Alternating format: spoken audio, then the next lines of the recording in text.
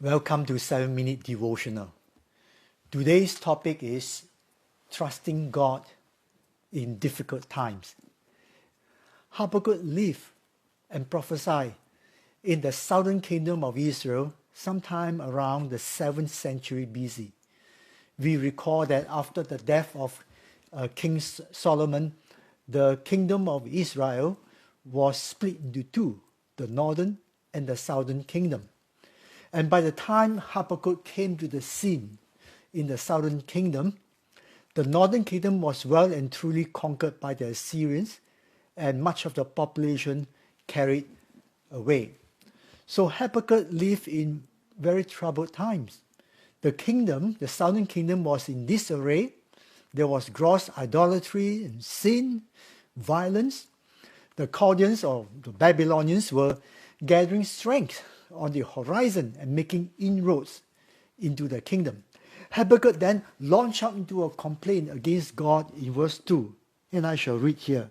He says, "O Lord, how long shall I cry and you will not hear? Even cry out to you violence and you will not save." Notice that the prophet used the word cry twice. It was not just a mere prayer for God to do something about his nation, about Jerusalem. It was an intense prayer, laced with emotion and much tears. And we don't know how long he was crying out to God, but apparently God was not listening, according to Habakkuk. Those long prayers were met with silence from God. Wasn't that sometimes that's our experience? That we pray so much and God seemed to be silent. And the reason for his intense prayer was what Habakkuk saw.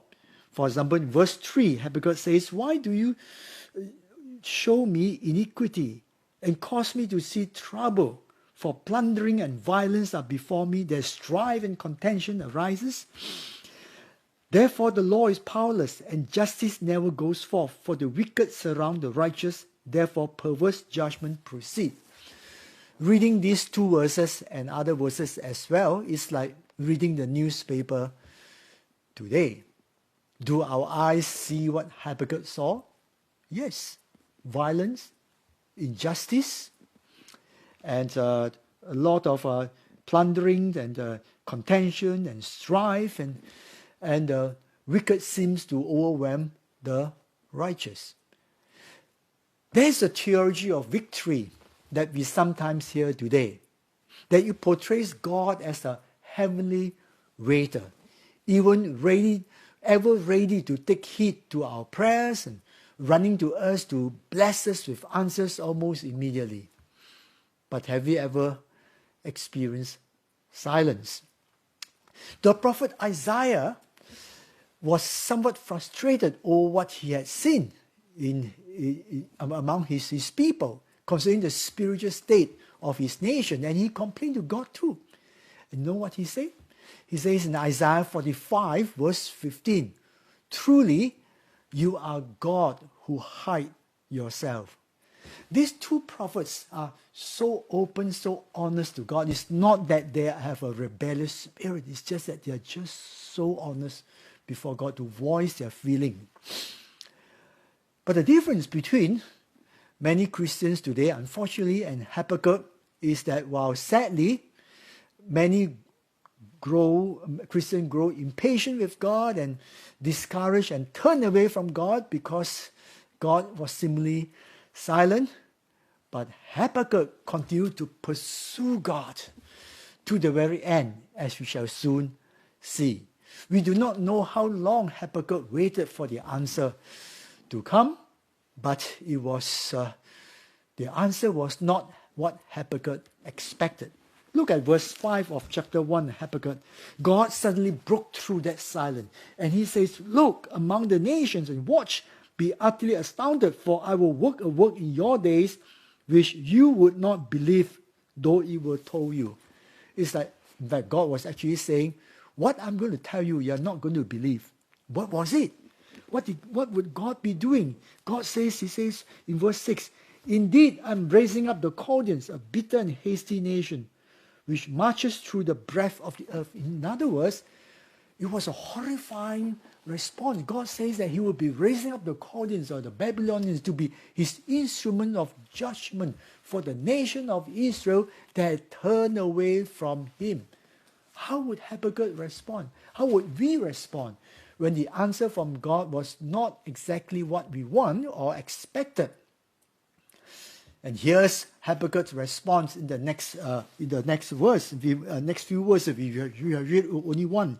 In verse 12, Habakkuk says, "Are you not from everlasting, O Lord, my God, my Holy One? We shall not die, O Lord. You have appointed them for judgment, O rock, you have marked them for correction." In other words, Habakkuk filed a complaint, an argument with God. He says, God, you can't do that. You are a holy God. Why would you choose an unholy nation to be your instrument of judgment, a nation that's known for its extreme cruelty? Habakkuk was trying to tell God to do his job better. Perhaps Habakkuk remember what God did to Nineveh. Remember Nineveh? A nation that was wicked, slated for judgment. And Jonah was called to that nation, and Jonah was of the impression that God would surely judge this nation like he did for Sodom and Gomorrah.